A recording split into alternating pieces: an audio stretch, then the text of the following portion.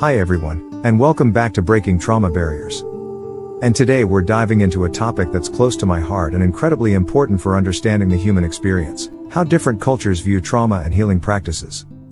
Trauma is a universal human experience, but the way we understand, process, and heal from it varies widely across cultures.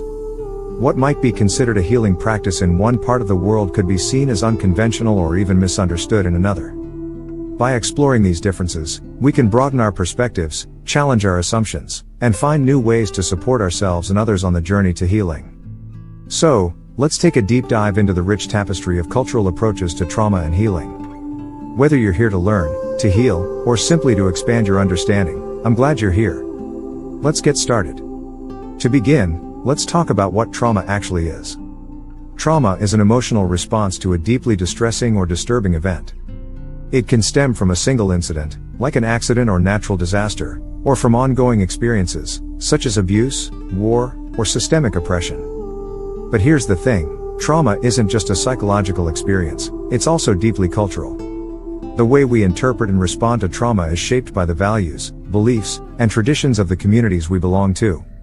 What one culture might view as a traumatic event, another might see as a rite of passage or a spiritual test. For example, in many Western cultures, trauma is often understood through a clinical lens, think PTSD, therapy, and medication. But in other parts of the world, trauma might be seen as a disruption in spiritual harmony, a curse, or even a call to transformation. This diversity in understanding is what makes this topic so fascinating, and so important. By exploring how different cultures view trauma, we can start to see the many ways healing can happen. Let's start with indigenous cultures, which often have deeply rooted traditions for healing trauma. For many indigenous communities, trauma isn't just an individual experience, it's a collective one. Historical trauma, like colonization and displacement, has left deep scars that are passed down through generations. But so too are the healing practices. Many indigenous cultures use rituals, storytelling, and connection to the land as ways to heal. For example, the Native American tradition of the Sweat Lodge is a powerful ceremony that involves prayer, singing, and purification through heat. It's not just about physical cleansing, it's about spiritual and emotional renewal.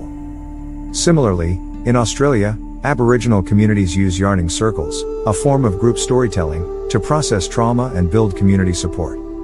These practices remind us that healing doesn't have to happen in isolation. Sometimes, it's about coming together and sharing our stories. Now, let's travel to Africa, where healing practices are often deeply communal and holistic. In many African cultures, trauma is seen as a disruption in the balance between the individual, the community, and the spiritual world. One powerful example is the use of music and dance in healing. In West Africa, drumming circles are used to help individuals release pent-up emotions and reconnect with their community. The rhythm of the drums is believed to sync with the heartbeat, creating a sense of unity and catharsis. Another practice is the use of traditional healers, or sangomas, in southern Africa. These healers use a combination of herbal medicine, spiritual guidance, and ancestral communication to address both the physical and emotional aspects of trauma. What's striking about these practices is their emphasis on community and spirituality. Healing isn't just about the individual, it's about restoring harmony to the entire community. Next, let's explore how trauma and healing are viewed in South Asia, particularly in India. Here, trauma is often understood through the lens of Ayurveda and yoga, which emphasize the connection between the mind, body, and spirit. In Ayurveda, trauma is seen as an imbalance in the body's energy systems. Healing practices might include herbal remedies, dietary changes, and practices like pranayama, breathwork, to restore balance. Yoga, too, is a powerful tool for healing trauma. The physical postures, or asanas, help release tension stored in the body, while meditation and mindfulness practices help calm the mind.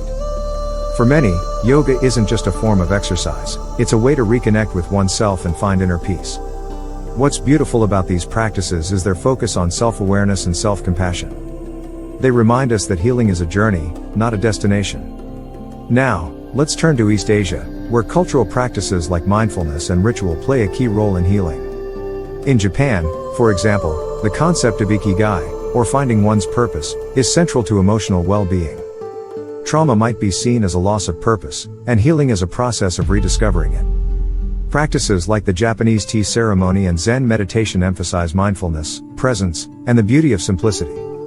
These practices encourage individuals to slow down, breathe, and find meaning in the present moment. Similarly, in China, traditional practices like Qigong and acupuncture are used to balance the body's energy, or qi, and promote emotional healing. These practices highlight the interconnectedness of the mind and body, and the importance of addressing both in the healing process. Of course, we can't talk about trauma and healing without mentioning Western approaches. In many Western cultures, trauma is often understood through a clinical lens, with a focus on diagnosis and treatment. Therapies like cognitive behavioral therapy, CBT, and eye movement desensitization and reprocessing, EMDR, are widely used to help individuals process and overcome trauma.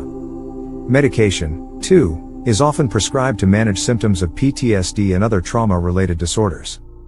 But even within Western cultures, there's a growing recognition of the importance of holistic and alternative approaches. Practices like mindfulness, art therapy, and somatic experiencing are becoming more mainstream, reflecting a shift toward a more integrated understanding of healing. So, what can we learn from all of this? First, that there's no one-size-fits-all approach to healing trauma. What works for one person or culture might not work for another, and that's okay. Healing is deeply personal, and it's about finding what resonates with you. Second, that healing is often a communal process. Whether it's through storytelling, music, or simply being there for one another, we heal in connection with others. And finally, that there's so much we can learn from each other.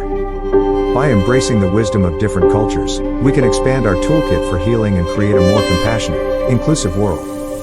Thank you so much for joining me on this journey through how different cultures view trauma and healing practices. If this video resonated with you, please give it a thumbs